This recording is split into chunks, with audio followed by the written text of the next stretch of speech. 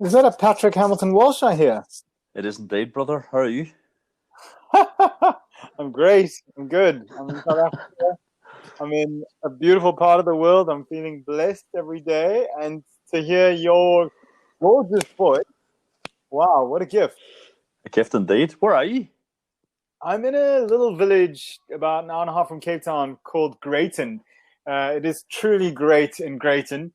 I've got mountains surrounding me, just completely rolling this. Got a little vegetable garden. I've got three doggies that come and visit our family daily from the next door neighbors. And yeah, just lots of supportive people out here. Wow. And are you living there now? We decided it would be healthy for our psychology and personal fitness to be outside of the city during this pandemic time.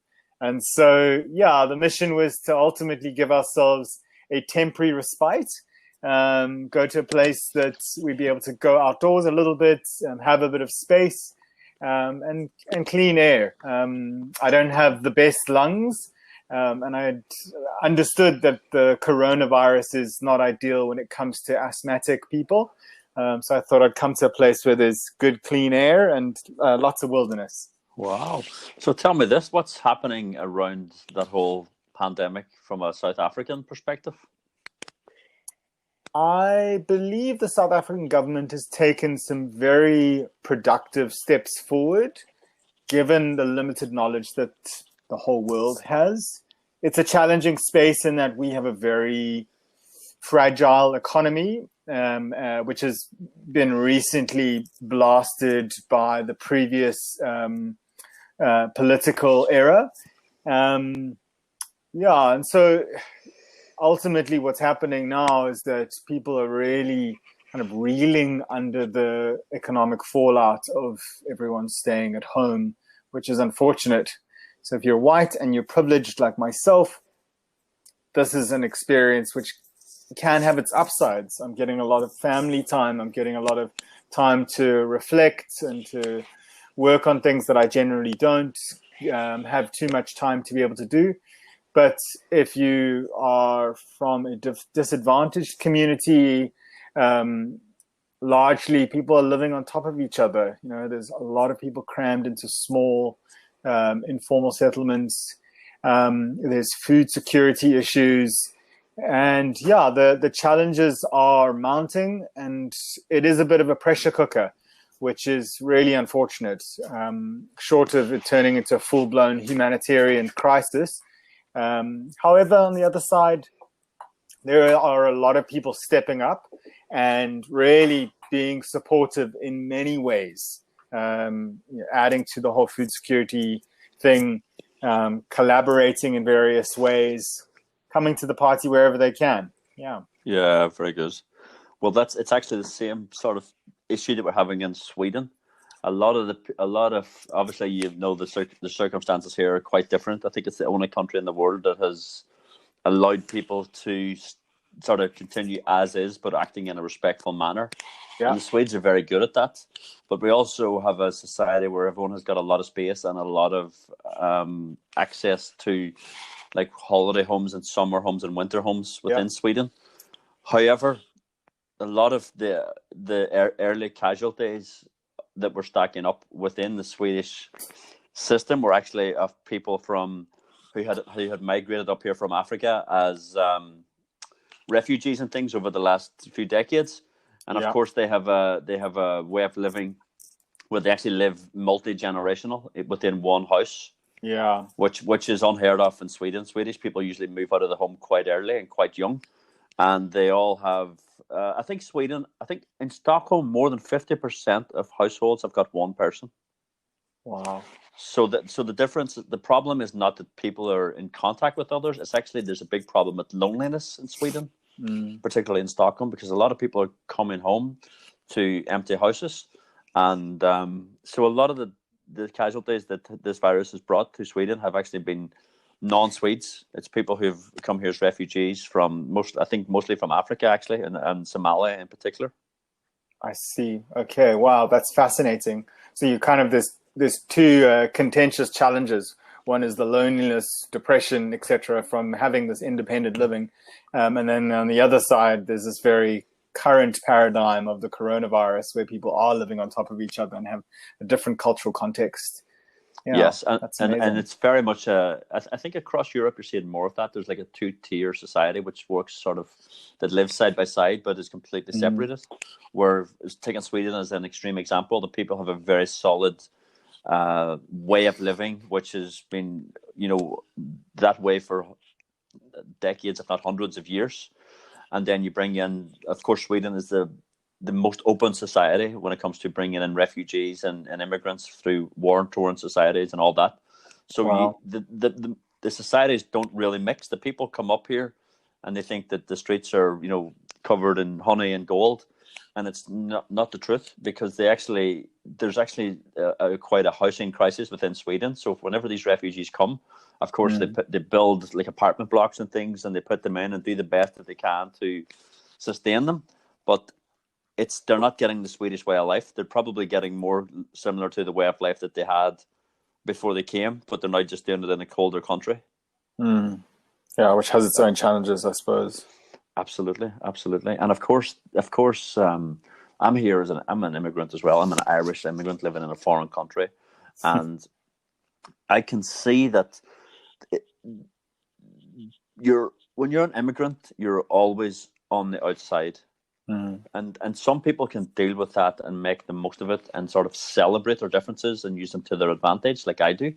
Or there's people who say, I'm different and they're not giving me a chance, and therefore I'm going to blame them for the problems that I have from here on in. And I always say to people, whatever countries I have lived in, that country does not owe me anything. It's up to me to go there and be the best I can be and to contribute the most I can at the highest level, and be there with a positive mindset. Because Sweden doesn't owe me anything, and no Swede owes me anything. And therefore, I think because I have that attitude, I don't have the same problem in this society that, say, other Irish or British or African or Australian or whoever would have, because I'm coming with the approach of giving as opposed to receiving. Yeah, I hear you. I think that's maybe a natural phenomenon within humans, is just this expectation. And I suppose it works both ways. In one way, you kind of want to be welcomed. You want to feel like you are easily brought into a community. And then on the other side, you have these communities that have very strong norms. They have, the culture is very rich. And there's a hesitancy, because ultimately, if too many people come in and they bring their own culture, then it starts to fractionalize the previous culture. And I think people, their old ways of life, they feel like that could be threatened, which is, in a way, it's understandable, but in a way, it incites separation, which is a challenge. And I also think that by being from Ireland, we have a different approach to outsiders, because I think that people on mainland Europe have got more of a suspicion, which is probably a DNA thing, of outsiders than because I think island people are more open, because we have our borders are very firm because they're determined by the water that surrounds us, and therefore when new people come into our town, village, or city, we're actually interested in them. Like, who are you? What do you think of our surrounding? We're sort of trying to impress them more. We want to know that they like us. Whereas I think people on a continent, what they're looking at is, they're like, wow, we've had everyone who's come over that hill for the last 1,000 years has come to either steal our cattle or murder us. And therefore, when these new people come in, who are they? So there's I noticed that continental people across Europe are a bit more standoffish than the British or Irish are. There's almost like a DNA to concern around the protectionisms. And I think, as I say it in animals, like, there's no reason for a newborn deer that sort of lives outside my apartment to see humans and run away, but it's built into their DNA. Humans are not good. Like, they're going to shoot you and eat you or whatever, so get out of there. And I think people on the continent have that sort of similar approach. And maybe, I don't know if you feel that in Africa or not, because that's a big continent too, and there's a lot of warring fractions that have went on and still continue to go on to this day. So how do you see outsiders, or what? So that's really a fascinating thing, particularly in a South African context. We, for quite some time now, have been kind of the powerhouse from an economic point of view, particularly since 1994. And, the fact that we've got such a boom economy around specific things like the mining industry. We're almost the gateway to Africa. And then you would have Nairobi, Kenya, and Nigeria, Lagos. What's really interesting about it, though, is that we have a lot of foreign nationals that come from sub-Saharan Africa, particularly within the SADC region, and looking for work. The levels of poverty in Malawi, in Zimbabwe, and even further up, DRC, Congo, Somali, Ethiopians. So there's a lot of people that are essentially making their way down to South Africa in the hope to find some sort of long-term work where they're able to not only sustain themselves, but also send money back home, up country. And while it's important that there is a sense of coming together as Africans, a sense of unity, there is also a massive challenge that comes out of it, in that there's a lot of South Africans that are underemployed or unemployed, and that creates a lot of tension. In South Africa, there is xenophobia that flares up every year, every few months, in particular communities where it's evident that you have a lot of Zimbabweans, a lot of Malawians that are getting employed for some sort of trade, and that obviously has this knock-on effect. And then in times like right now, where no one is allowed to work, and you're having this experience of UIF, which is an unemployment fund, and various other funds that are essentially supporting South Africans, but they're not supporting foreign nationals.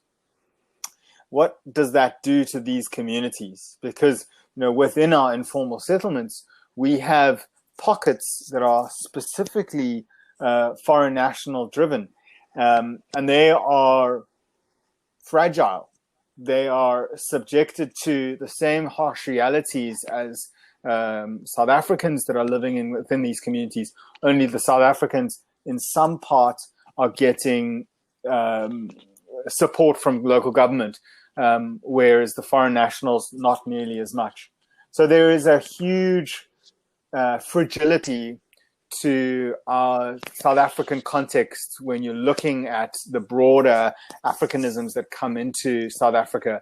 And on one side, it makes us very rich in terms of culture and experience. And, on any given day, I can meet a Congolese guy, a Malawian guy. If I'm doing a project, I might have 5, 6 different nationalities.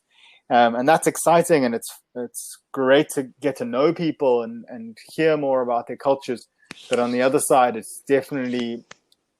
makes for a very fragile system, especially when our government isn't necessarily nailing the employment space and the whole social grant space. Yeah, of course. And what is those people you say who are foreign nationals? Are they undocumented foreign nationals, or is it just foreign nationals in general? I would say it's foreign nationals. Getting access to the. Yeah, it's foreign nationals in general. Even foreign nationals that have been paying UIF. There's only so much money in the fiscus. If South Africa has to see itself through these hard times, I believe they're essentially prioritizing South Africans because that's all they have budgets for. This is coming off the back of a series of downgrades that's happened through challenges we've had with our utility provider, Eskom. We've got a whole bunch of state-owned enterprises that are failing on various levels, from our airlines to weapons, across the board. many different state-owned enterprises that have really been kind of hemorrhaging cash for a long time and having to go through various levels of bailouts, which haven't helped the government. Powerhouse.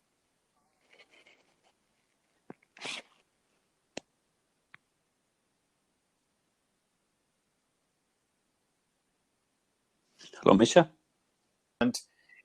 Yep. Oh, yeah, sorry, Cyril go ahead. Ramaphosa. Cut out. So Cyril Ramaphosa, I mean, he was next to Nelson Mandela when he gave his inaugural speech.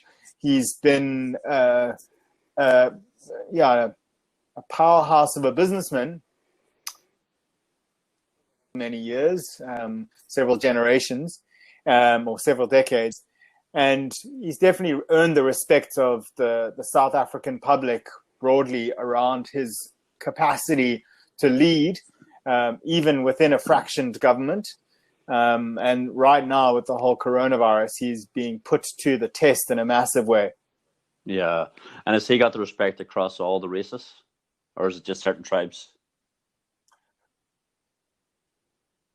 I'm not entirely sure how everyone is appreciating him, but my understanding is that people that are wanting a democratic, progressive society are wanting Cyril to stay and to lead.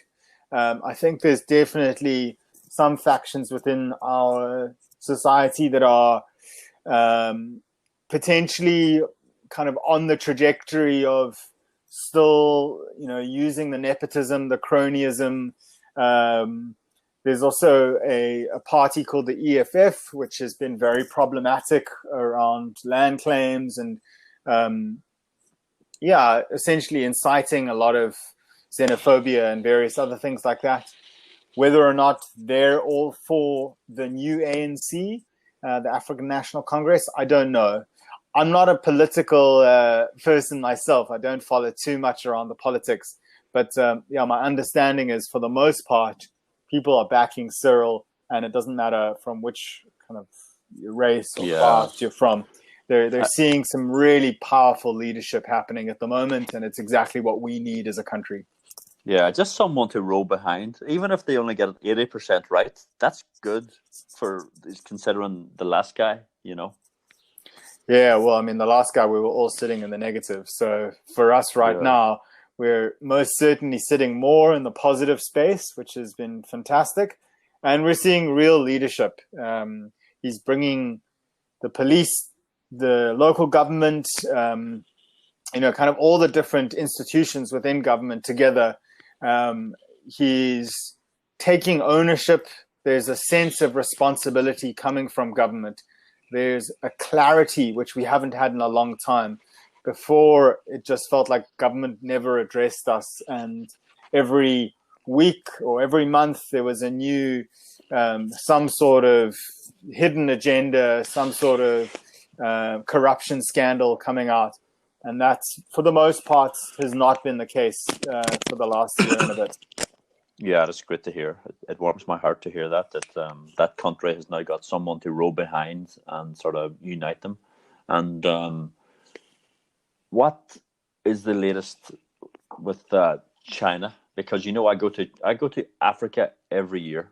I've been going now for the last 12 years, and all I ever see is is Chinese trucks, Chinese workers doing everything. And even when I went to Addis Ababa recently, I was down in Ethiopia, and they had this, like, I think it was like a monorail type of thing in the city centre, and it was actually quite out of place. But I know the Chinese government had paid for it to go in there. Are they still? Are we looking at a time where we have like a Chinese colonization of Africa happening? Now that the Europeans have sort of backed off, or am I reading that wrong? So I wouldn't say I've got all the information here and I'm that well read, but the perception I have from having spent a fairly considerable amount of time in Zambia, in Zimbabwe, and recently I've been through Botswana and Namibia, and the few things that I've consumed in the media is that there's this subtle creep of China accumulating resource rights, and that's happening through infrastructure development, China Bank, etc. Yeah. So what you're seeing is essentially roads going in, bridges going in, potentially utility services going in, and that in a way has an exchange for access to getting these resources. My understanding is that China, given the population, requires a huge amount of natural resources. And the only way that they're going to be able to get their hands on those resources is through accessing continents like Africa, particularly where there's a missing gap when it comes to development finance. So, my understanding is that in some way, you've got a tit for tat thing happening here. And unfortunately, where there is haves and have nots, African governments in certain ways, they're easily influenced. If you are trying to gain votes, you build roads. If you're trying to gain votes, you put in infrastructure.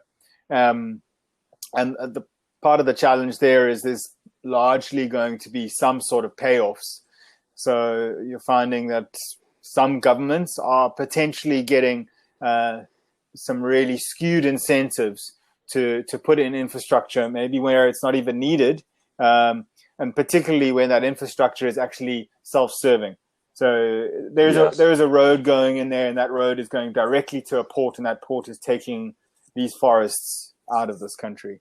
As far as I know, that's largely been the case with Zambia, Mozambique, countries like that, where there's definitely some natural resources which are very much needed by the Chinas of the world. And the only way we're going to get it out of here is with trucks. Yeah, so I don't have all the information, but this is the sense I get from a lot of the things that I've observed. Well, talking about forests, I'm a bit of a strange guy to most people because I go around hugging trees and hanging out with trees a lot and just being around the trees. Fantastic. But the only person I know who loves trees more than me is Misha Teasdale, the tree EO of Greenpop. Yeah. So what's going on with all that now? Yeah, so it's been a beautiful 10 years, hey? We started 10 years already? Yeah, 10 years. It's been, wow. Well, it's going to be our decade anniversary come this September. And we have had no shortage of challenges and interesting, complex things to navigate, but definitely this year is the complex of all complexities. Why? Just because of the virus and the funding and all that you require from that? Yeah, precisely. So, I mean, we definitely started from humble beginnings, myself and a good friend of ours, Rowan Pybus, having the opportunity to fly around the world and do a documentary. And off the back of that, having flown 360,000 kilometers, wanting to do something meaningful and significant and deciding to plant some trees. And really not having an idea in the world of how we were going to do it. I'd never planted a tree before. I didn't own a spade or a bucky, a pickup truck. And essentially going through this progression of creativity and asking favors and learning as we go and building an organization, from a very humble campaign of planting 1,000 trees to now 10 years later, having planted over 100,000 trees across 4 African countries. Connecting with volunteers from around the world, having groups of people coming together of up to 1,000 strong, planting up to 10,000 trees in a day, dipping into sustainability festivals, facilitating large corporate groups, doing sustainable development work in Malawi with farming cooperatives, and really kind of stretching ourselves to all corners of this new landscape of how we're going to restore this planet, and learning as we go. We're still learning. We're definitely getting our teeth into things, and it's been it's been quite a phenomenal journey. I feel very blessed to have gone through everything that I've managed to immerse myself in the last 10 years. And I guess financing is the biggest problem. But what is the second biggest problem that you're facing in this journey? I suppose that kind of comes hand in hand. The big challenge is, how do you get the funds to do the work that you want to do? Because actually our dreams and our realities are very different pictures. The second part is, we need people to believe in a new story. For a long time, we've believed in a story of consumption, of unending natural resources. We've believed in a story that the functionality of ecosystems are not tied to economies. And actually, our economies should be based primarily on the functionality of ecosystems. In other words, if we don't have healthy soil, we cannot farm. If we don't have productive hydrological cycles, in other words, if we don't have a forest system that is able to kickstart and manage healthy weather systems, and keep moisture in the ground and hold moisture and allow for it to seep out slowly and filter rainwater, we don't have water. And if we don't have water, society collapses. And I think we have been completely on a different trajectory. Even though we've learned this lesson so many times, over the last 12,000 years, it's come over and over and over again, of societies having collapsed because of degrading our ecosystems, because of cutting down the trees, because of over farming, over agriculture, over monoculture. And now only were we realizing we need to manage our landscapes. We need to better understand that if we have healthy ecosystems, then they don't collapse. And then we are surrounded by nature, and then we can be inspired by nature, and we can love nature, and we can be in harmony with nature, and nature will be able to be in balance. That homeostasis that took so many billions of years to be reached, and that we've just kind of declined in absolute no time, will be able to be returned in some way.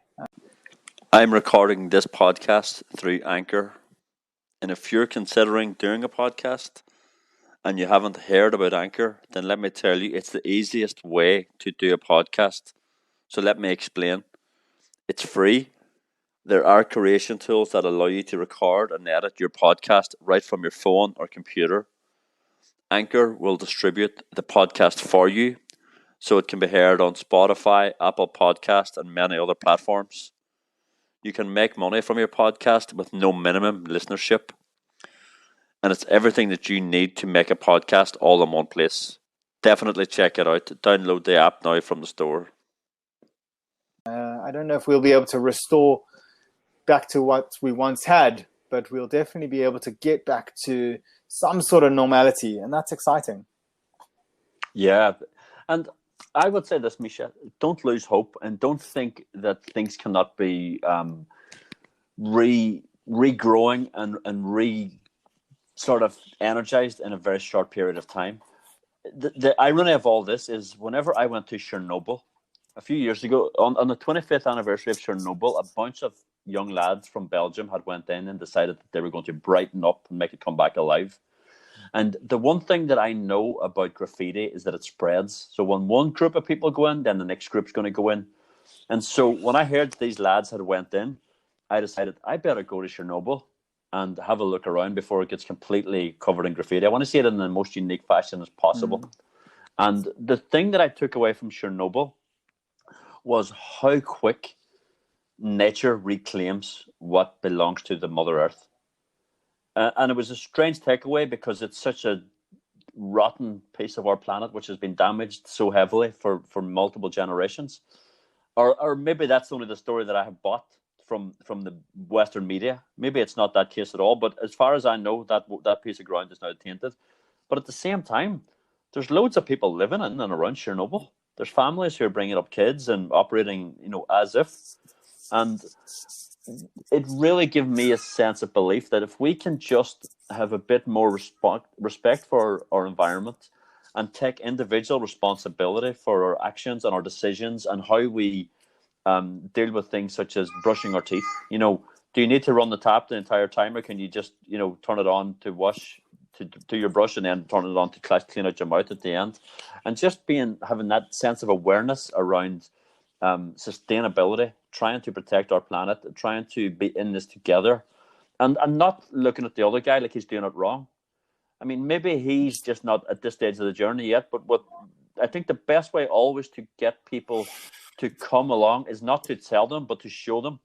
So whenever they see that you're doing things another way and you're doing it in a way that seems to be right and better for everyone, people are quite observant, and the thing about intelligence is it's about pattern recognition, and people pick up patterns very quick. So I always try to act in the best way I can, as opposed to preaching about how I think others should follow me.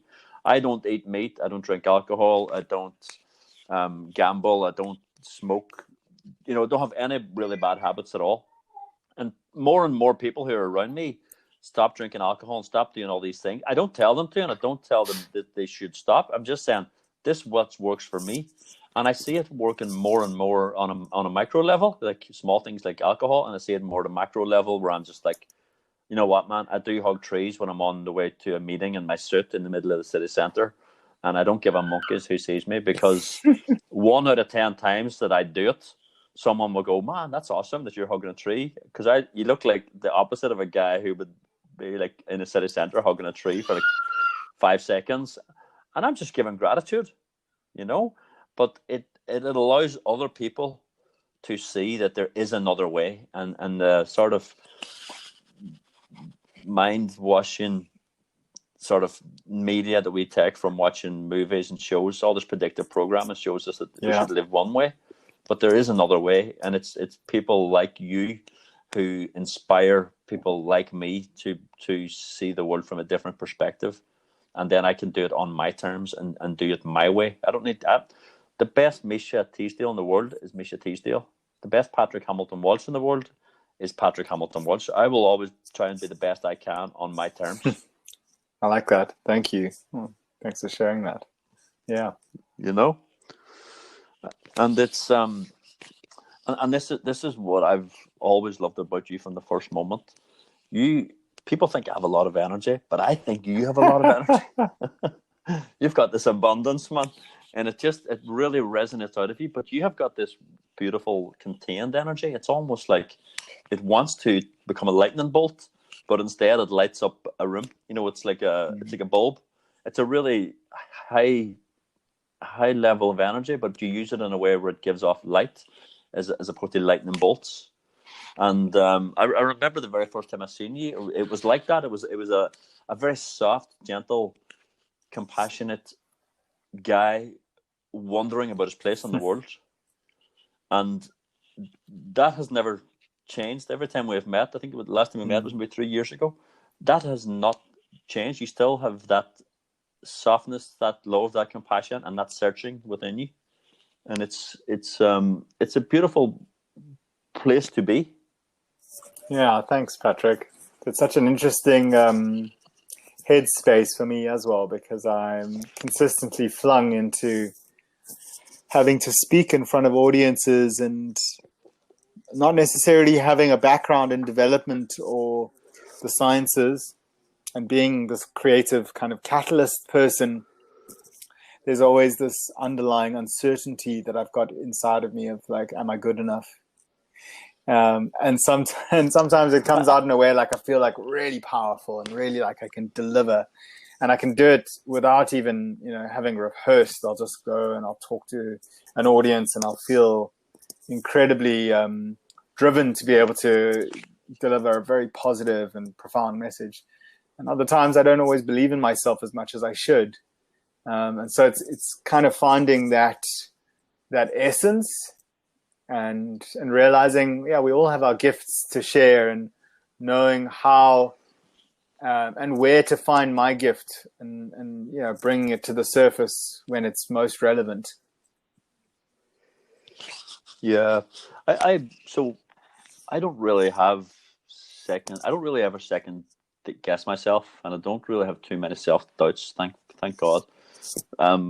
For example, yesterday I was invited by the mayor of Stockholm and her team to come to their office at Stadshuset, which is the home of the Nobel Prize, because I'm talking about.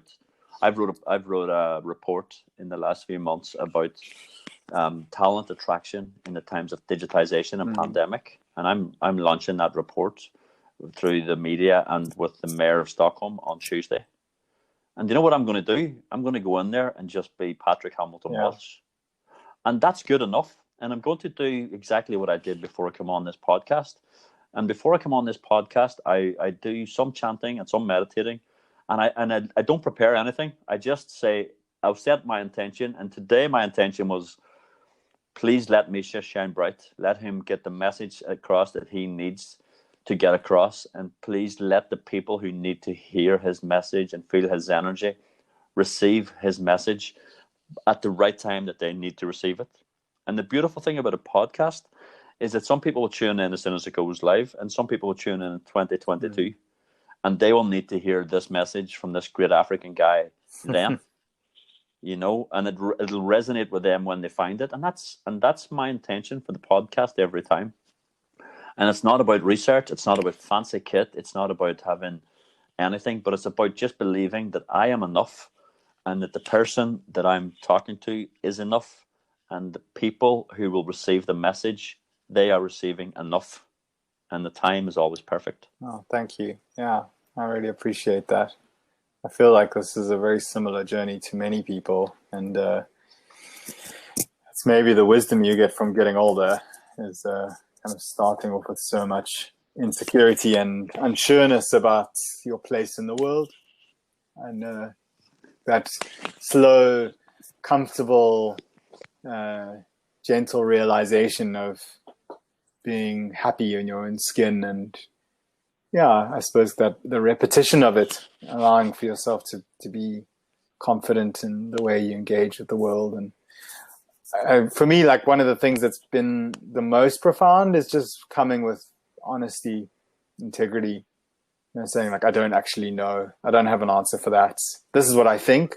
It could be completely wrong, but at face value, I'm not the best person to answer that question. But let's give it a bash. I don't know is a great answer. Yeah, but I have an opinion. But and if you're ever, another thing I'd like to say to you too is, so whenever I'm hiring people or whenever I'm building a team, I only bring them in based on 2 criteria. And the truth is, I couldn't give a monkeys what they did, what they've studied, who they are, who they know. I really don't give a monkeys. There's 2 things I'm looking for. One of them is likability, and the other is learnability. Likability is, are you a good person? Like, can you get on with people? Are you a giver or a taker? Are you gonna knuckle down? Are you gonna be there when we need you? Are you likable? And the thing is, if you can't get past that first one, then it doesn't matter how talented you are. No one wants to work with an asshole, and assholes can destroy the rest of the team. And the other one then is learnability. The world is changing so fast. I'm an accountant, I'm a tax lawyer, I'm a qualified. I've graduated 7 times. You know what I mean? I'm a member of 4 professions. But like you, I spend a lot of my time in front of audiences or on Zoom calls or whatever, talking about what I think is the next option. And my real job is I'm helping solve the global megatrends. What is the solution to this issue that we're facing? And I'm tasked with coming up with a solution, or at least my opinion on a path that will get us through the next global megatrend. And that may be sustainability, it may be IoT, it may be talent attraction at a city and governmental level, which is what I'm at the moment. And whatever I believe, it's stuff that I will pick up, and I'm learnable. Like, I'm always interested, and I always have a sense of desire to, what is the new thing, and how does that impact the world, and what's my view of that? I know everyone else is saying X, but I actually see it as Y. And being able to see it and say that I see why, and be wrong and be able to go, well, that's how I seen it, and people respect that. So likability and learnability. So, and I actually go in and I know I'm likable and I know I'm learnable. So whenever I join a team, I join it based on that, because that's what I would hire based on as well. Yeah, You know? I like that. It's a very simple kind of mandate. You don't need to overcomplicate things. Is the person going to be functioning within the team? Do they gel with everyone? Is the culture going to fit? And are they willing to be open to new perspectives, new horizons, new information? I think that's exactly that. But and it's a weird thing, because a lot of the things I believed a year ago, I believe the opposite now. A lot of the things I believed 10 years ago, I believe the opposite. So it's a matter of me being open to myself and going, that doesn't suit my new paradigm. I have moved on and I have developed in these ways. And the things that I believed that the 28-year-old or the 35-year-old version of Patrick thought were important and were rock solid in his beliefs, the 42-year-old guy next year will be like, that's no, not that at all. You know, that's not how I see the world at all. And I know this is why I don't fight for my opinion too hard, because when I look at the things that I was so strong on for so long, and then I look where I am now, I'm like, well, the things I believe now may not be so strong on next year or in 5 years' time. So let's hear what the other person has to say. I like that. Great. Yeah, that's a powerful perspective. It's simple as well. Like, I'm always just about, I want no drama. I just want my life to be easy. I want to have fun. I want to do my travels. I want to read and write and do whatever, and just leave it at that, Misha. Just keep it as calm and as easy as possible, because life is so simple. Yeah, no, we like to make things complicated. I think complexity is a good thing. Complication is a bad thing. And if you can, I like that. If you can actually distill the complexity down into simple things, and that's also important. Not overcomplicating ideas, but still realizing that there are multiple facets. We're very good at making things complicated unnecessarily. Yeah, and the most important thing of all is you must like people, because people are awesome, and I believe that people will always prove you right. So I have a thing that I think, if I was to go into a room and think all these people are going to be stuck up or assholes or whatever, they'll prove me right. They'll act exactly the way I thought they were going to act. They will be stuck up and they will be assholes. But if I think before I walk into this room, all these people are going to be awesome. Yesterday I walked into the home of where the Nobel Prize banquet is. I'm taking selfies. The people are showing me around. They're awesome. They're taking me the long way out just so they can show me this little thing and that little thing. And I went into that great building with all the security and everything around it. I went in there thinking, these people are going to be awesome, and I can't wait to get in. I'm taking selfies. I'm taking photos, everything. And what happened? They proved me right. They were completely awesome. That's fantastic. And I think if you go into the world with that perspective, in any kind of negotiation, in any kind of connect that you're having with a new group of people, it'll do a lot for kind of restoring faith and restoring hope and kind of this divide, this unequitable us and them headspace, which is kind of plaguing us globally at the moment and has done for a long time. Yeah. But I don't get that whole thing, Misha. I really don't understand how people can be so connected to what Brexit could be, or what it could be, what Trump could be, what it could, I don't understand people who can take on problems on other continents, other countries, other villages. I mean, it's so like I'm trying to just be the best person I can be every day, and that's a good task. I mean, if I can complete that task, I've won for that day. I mean, I'm not going to try and fix America or fix Ireland or fix Sweden. I've my own stuff that I'm trying to do better on every day. And if I focus on, as Gandhi says, be the change you want to see in the world. If I can show people that this is the way that I live and it's good enough, and it might not be perfect and I might get it wrong almost half of the time, but at least I'm moving forward in a positive way, and it's ultimately having a positive impact in my small that's world. A fantastic personal value is not allowing the noise of our outside world to be a determinant on the way we engage with our inside world. Because the reality is, what can you affect? If you can draw a line around all the things that you can affect and then concern yourself with those things, your life and your headspace will be a huge amount more productive. But as soon as you start pouring energy into what Donald Trump is doing and what's happening with Brexit and this, that, and the other, actually, you're going to land up becoming a nervous wreck. There's very little that one can do to influence the greater things that are rolling out around the world. I even believe this for climate change and the restoration work that we do. And I think it's almost like a positive thing. We have this opportunity now to change the direction of our humanity. And maybe it's arrogant to think that we can restore the earth, but we can restore our own little piece of earth. I can restore my community here in Cape Town, here in Greyton, here in South Africa, wherever the little pockets are that I'm working. And I can talk about climate change, and I can talk about ecosystem collapse in the broader sense of things. But in reality, I can't affect the whole world, and I can't let my mind spend too much time there, because if I do, the net effect is going to be quite a depressive one. I should rather be saying, look, there is this reality out there, and end it there. And from there, what can I do in my community, with my family, with the audience that I speak to, that allows for the needle to move, that allows for the paradigm shift to take effect, that essentially opens up those kind of compassion, those heartways, and gets people active.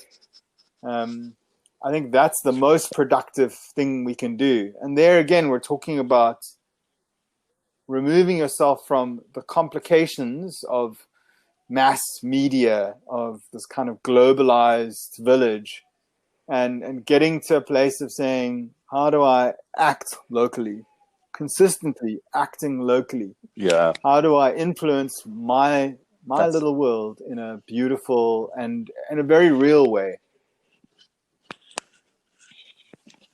Yeah, I love that, and that's what it is. Be the change you want to see in the world, and I mean your world. Like, be kind to the people around you.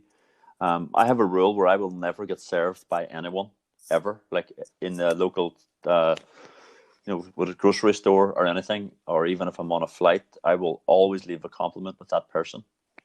To the extent that, like, I'll give you a true story. Actually, I was in a part of Stockholm that I didn't even remember being in, or I don't know if that person had moved from one shop to another and they just happened to be there. And I said to this guy, "Here, bro, I love your hair. It looks great." Whatever was going on. And he goes, "I know you told me the last time."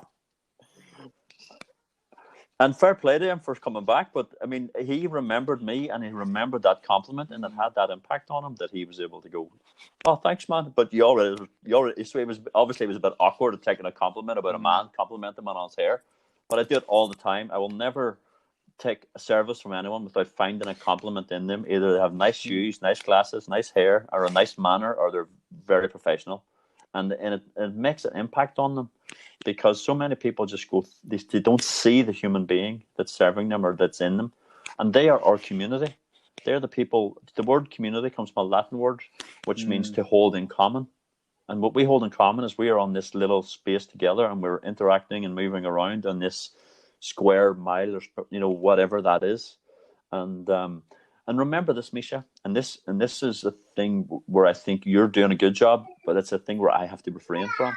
You must, because of the stance that you hold within your community in South Africa, you must be the guy who gets out and talks about the things like the climate change and some of the problems, and highlight them based on stats and whatever else.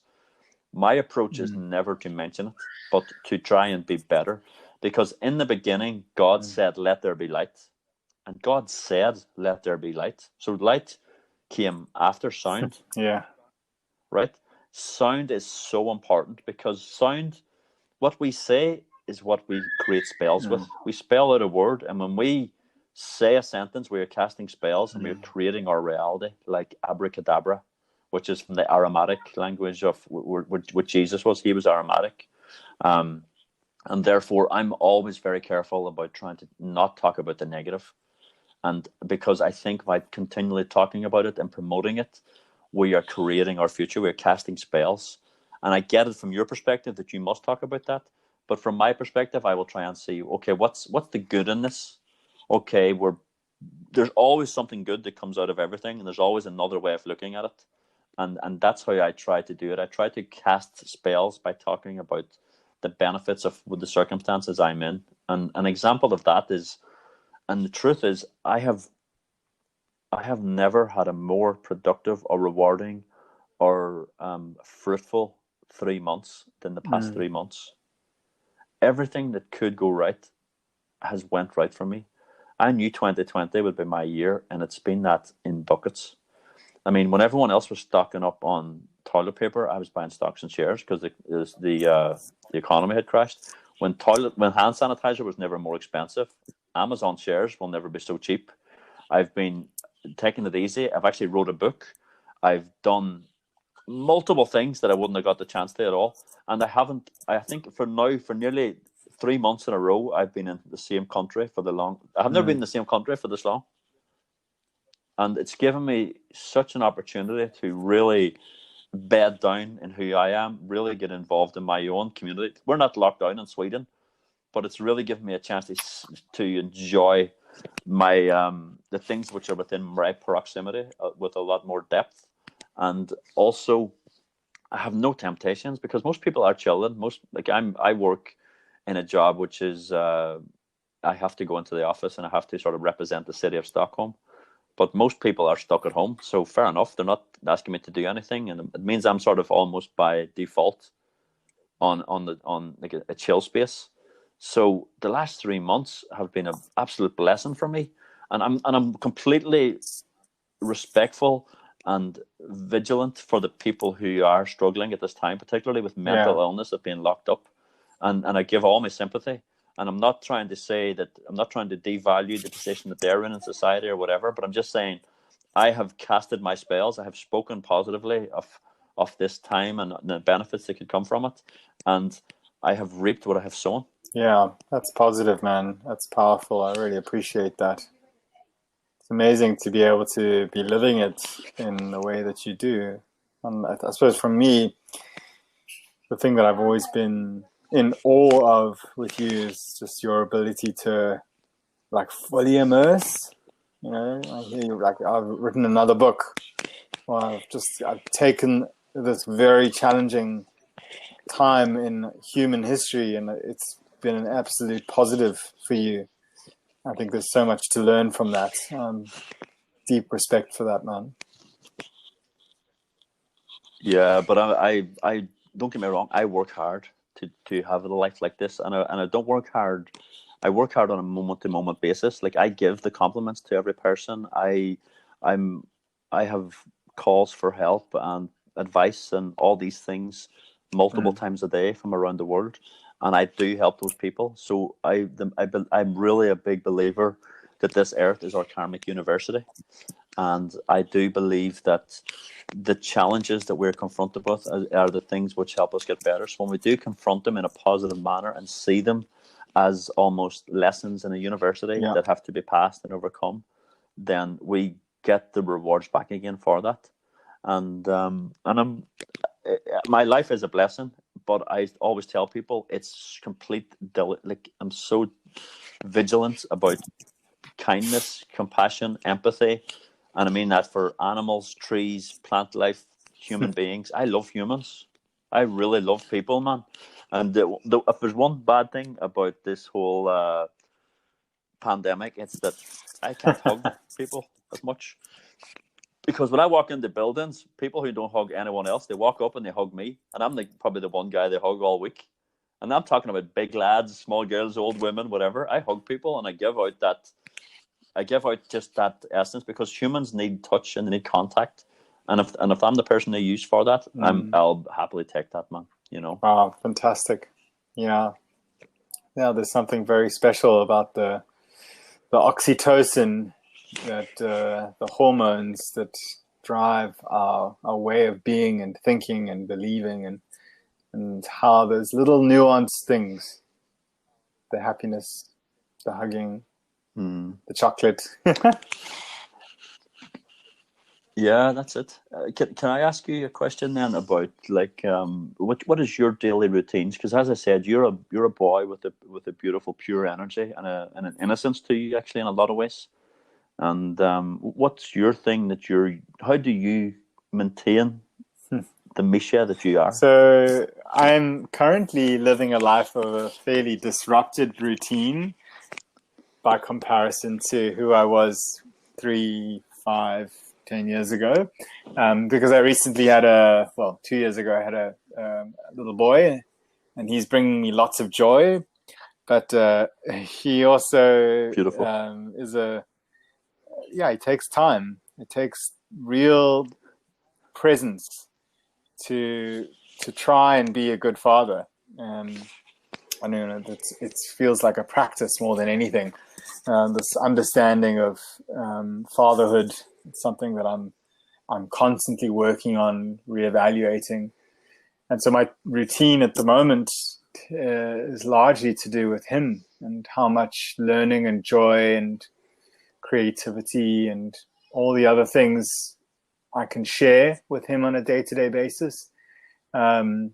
I generally am up from about 5 a.m. and we'll go for a extended walk, sometimes up in the mountain, sometimes just a push in the pram around the park.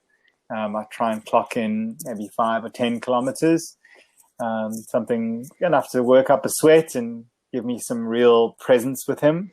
We're lucky that there's horses in this town, so we generally try and find ourselves some horses and feed them some apples or carrots. He really loves connecting with the animals. And then some sort of healthy breakfast. And because I've got Arden and this whole lockdown thing is happening in South Africa, my wife and myself have been sharing the responsibility of caring for him during the day. So either she will be on until 12, and then the other one will take over for the rest of the day. But ultimately, one of us is going to be on for the morning and one will be on for the afternoon. And if I'm with Arden, I generally try and do some sort of creative project, whether it's building a vegetable garden or planting out seedling trays or doing some sort of DIY, baking a loaf of bread, doing something where there's a continuous nature to life, as opposed to it being, well, let's play with toys. Not against toys is the idea. It's more just how will he learn if he doesn't see? And so, if I'm washing the dishes, I will pull up a little chair and he can stand next to me at the basin and get his hands in the sink and splash around in the water, and I'll be there washing the dishes next to him, and he loves it. He gets really excited about it. I just want to say this: God bless you to you and Lauren and your beautiful new son, and thanks just for being the good human being that you are, Misha, and making these things that you do come to fruition. Because we're really, the more Mishas we have in the world, the better this world is, the easier this world is for other people and for future generations. So thank you for being you. And, thank you, Patrick. We Thank really you for making me it. feel so welcome from day one. How many years ago? Was it 11 years ago now? I think so. Is it 11 years ago? Could be 12. Yeah. No, probably 12. Yeah. I think 12? it was 2009 yeah. Since we were down in Africa? It was such a gift. Yeah, it was. I had just come from Antarctica and I went across to Buenos Aires and then I flew to Cape Town. And then we went from Cape Town up. I went up as far as Rwanda. And I was lucky to travel through the continent of Mama Africa with a couple of African legends. So it was a great. It's probably the greatest trip I've done actually of all the trips. I've been to about 140 countries, and I think that trip is the trip. Actually, Africa is a challenge. Africa is so rewarding, but it's so challenging, and everything down there can kill you or like nourish you, at the same time almost. So I think that trip to Africa with you guys is just the most realist thing you can do as a human being. And the thing is, it will always call you back. Then once you get that connection to Mama Africa, you're always pulled back. So I'm there every year still, and thank you. Long fantastic. I'm with you there. And for